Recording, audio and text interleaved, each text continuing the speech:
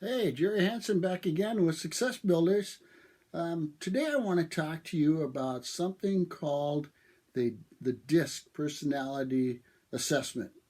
It's something that I've used with some kids in middle school and high school, and can also be used with adults.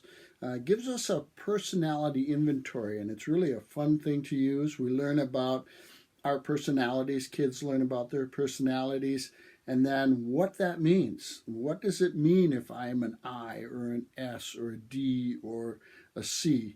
So what I do when I go into schools is I have kids take just a one page questionnaire. It's a pretty quick questionnaire. Then they add up their total in their columns, and then they find out what are their tendencies. Sometimes they might be a D and a C, or an I and an S, and things like that. And then we go through and explain what all of that means. And it's kind of fun for kids to learn about themselves. And then we talk about not only themselves but their friends. What are your friends? What are your parents? What are your brothers and sisters? And it's really fun. But just to kind of give you a glimpse of what that is, for instance, a D person is one of those dominant personalities, one a very direct personality. Person might appear very confident, assertive, aggressive. They like to be in control. They don't like routines. They don't like being told what to do. They might challenge the status quo a little bit. Those are like D personality people. When you are talking with a D personality people, you need to be very direct. You need to stay in the big picture. Don't try to share a lot of details because they're not really interested in details. If there's a decision that needs to be made, provide them with some options. Don't just say, here's a decision. Provide them with some options. And then they're not in the process, so focus on results with D people. Now, if you have I people, or you are an I people, you know it, because these people are fun. They're talkative. They're optimistic. Very encouraging with others. Very social. Okay, when I do this with kids in school, I'll say everybody knows when you enter the room because the roof goes off. You're noisy and all of that. They're also the kids that don't finish their homework a lot. They make a lot of promises and stuff like that. I also tell I people, if teacher gives you the option of doing homework or doing an assignment with somebody else, don't pick another I person, because you guys won't get the assignment done. You'll have the most fun, but you won't get the assignment done. So we love our I people because they are so much fun. But when you're working with I people, you've got to allow them to talk. You have to allow them to share their ideas because they're just busting up inside to share their ideas. You got to keep the conversation fun with those guys. They don't like data. I'm an I person. You throw data in front of me and it's like, I'm done. I could care less about data. And I was a principal for 31 years, and when they threw data at me, it's like, okay, let's move on. Don't tell my old bosses that, but I hated data. I wanted to do other stuff. You got to expect to follow up with them because they're not very good at following through. They make lots of promises. They'll promise the world to get what they want. Mom, I will clean my room tonight if I can go to the movie with Sally tomorrow or today.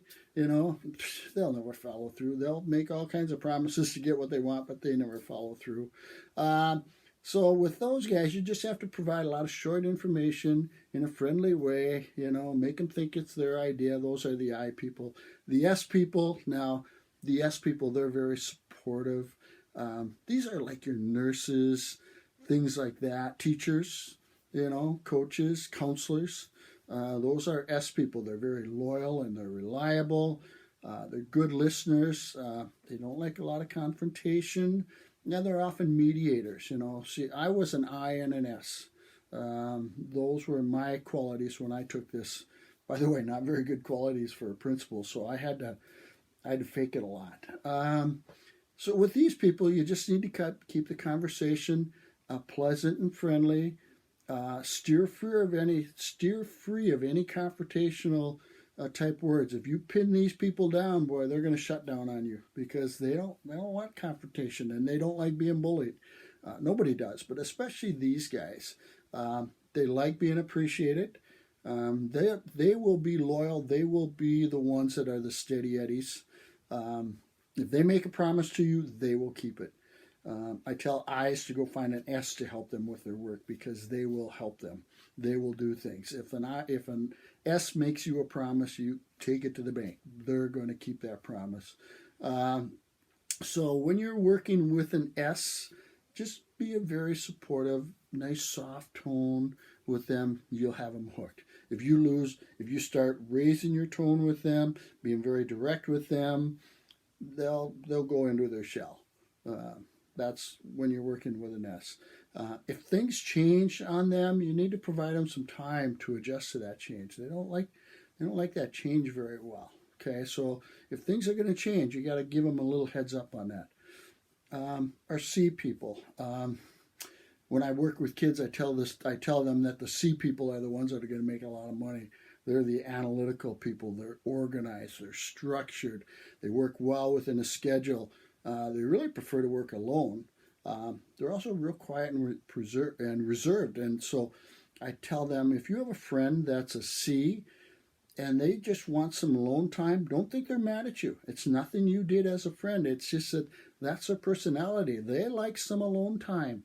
So just understand that. And that's what's good about this, is for people to understand the different personalities, and even kids to understand the different personalities, because friendships are tough with kids as they're growing up, even as young as 5th, 6th, 7th grade. And to start to understand these things is really important, so they don't just think someone's not liking them.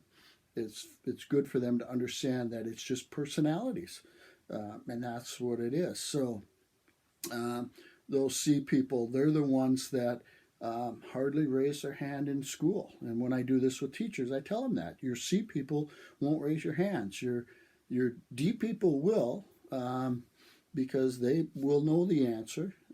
I people will raise their hand before you've even finished the question. They may or may not know the answer, but they just want to be noticed. The D people, they're up there. They want to be noticed. They want to answer the question. They want to be right. But the C people, they're thinking. They need think time. But when you're working with D people, you want to focus on the facts. You want to keep the tone very professional with them. They're not real good jokesters. Give them they're detail people. They like the data. Okay, unlike us I's who we don't like data. The C people, as much data as you can fill in there, just gimme. They like that stuff. But then provide them time to analyze options before you have them make a decision. If you tell them I need a decision right now, you're not going to get one from them, because they just can't do that.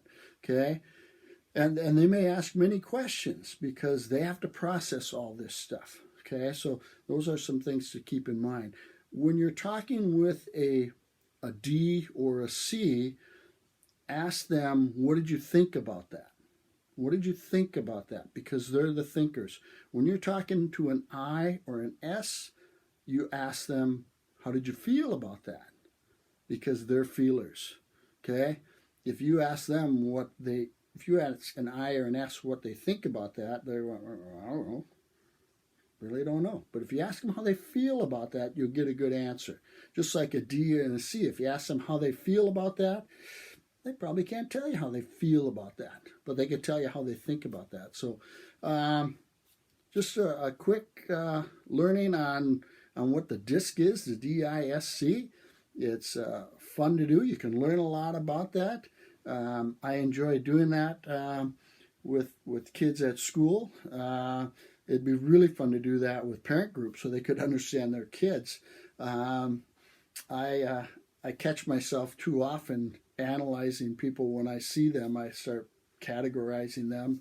My wife tells me to stop it because I categorize her, but it happens. So one of these things that my company, Success Builders, can come and do for you, for your school, your organization, your group, whatnot, get in touch with me. I'd love to come out and and work with you on this.